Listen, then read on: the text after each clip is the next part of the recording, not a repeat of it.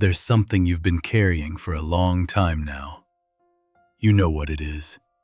You just haven't been ready to say it out loud. Maybe it's a version of yourself you've been holding on to.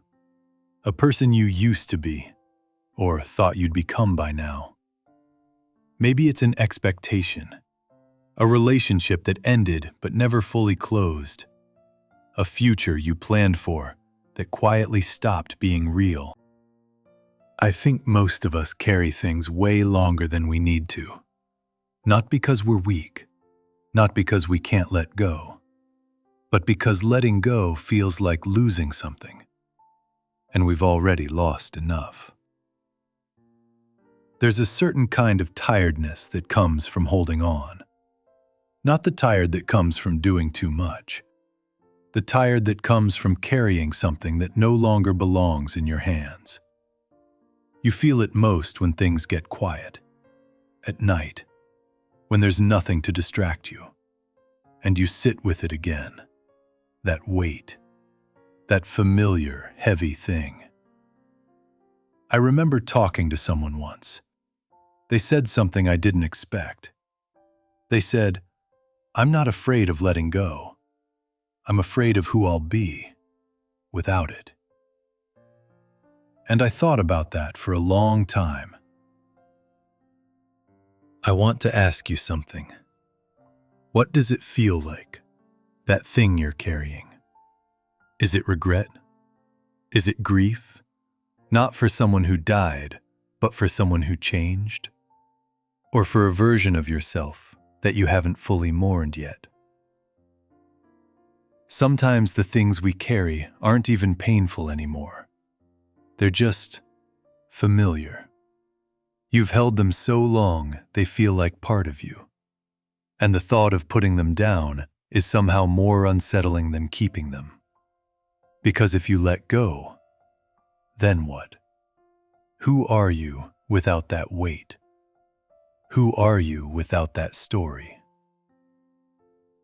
We don't always hold them because they feel good. We hold them because they're familiar. Because letting them go means admitting that something is over. And admitting something is over means sitting with what comes next. And that is the part most people avoid. The grief of letting go isn't always about sadness. Sometimes it's about identity. If you let go of the anger, who are you without it? If you let go of the version of yourself that was supposed to be further along by now, what does that mean about the years already spent? If you let go of the hope that things will go back to how they were, what does it mean that you're standing here, now, in something different? These aren't easy questions, but they're honest ones. Here's what I've noticed. The things we refuse to let go of, they're not always things we love. Sometimes they're things we're angry at, things that hurt us, people who didn't show up, versions of our life that never happened. And we keep them close, not because we want them, but because letting go feels like admitting something, admitting that it's over, admitting that it didn't work out the way you hoped, admitting that you were wrong, or that they were, or that some things just end. And maybe you're not ready for that. That's okay. Let that sit for a moment. But I want you to notice something.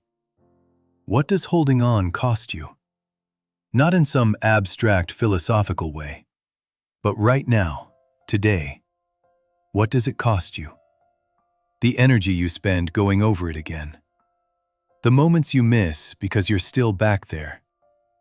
The new things that can't quite get in because your hands are already full. So let me ask you a different question.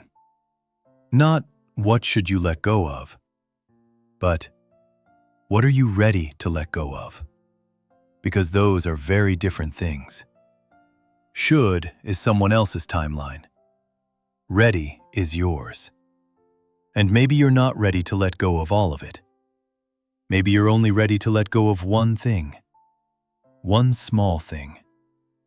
Maybe it's the story you've been telling yourself about why things went wrong. Maybe it's the guilt you carry for a decision you made with the information you had at the time. Maybe it's the need to have everyone understand you. Or maybe it's the idea that you have to be fully healed before you're allowed to move forward. Letting go doesn't mean it didn't matter. It doesn't mean you're betraying it. It doesn't mean you're forgetting. Maybe it just means you're finally ready to stop punishing yourself with it. Maybe letting go isn't an ending. Maybe it's just putting something down. Not throwing it away, just putting it down. And seeing what your hands look like when they're empty. And maybe that's all letting go really is. Not releasing the past, not forgetting what happened. Just making a little room for something that isn't defined by what hurt you. I don't know what you've been carrying. Maybe you've been carrying it so long, you're not even sure anymore. But I think, somewhere in you, you already know. And maybe the question isn't whether you're ready to let it go. Maybe the question is simpler than that. What would it feel like, even for one night, to just set it down? Not what you should let go of, but what you're ready to. Even if just a little, even if just for tonight. Maybe that's enough. You don't have to have the answer tonight. You just have to notice that the question is there. Maybe letting go doesn't mean forgetting. Maybe it just means finally putting it down and seeing what your hands look like when they're empty.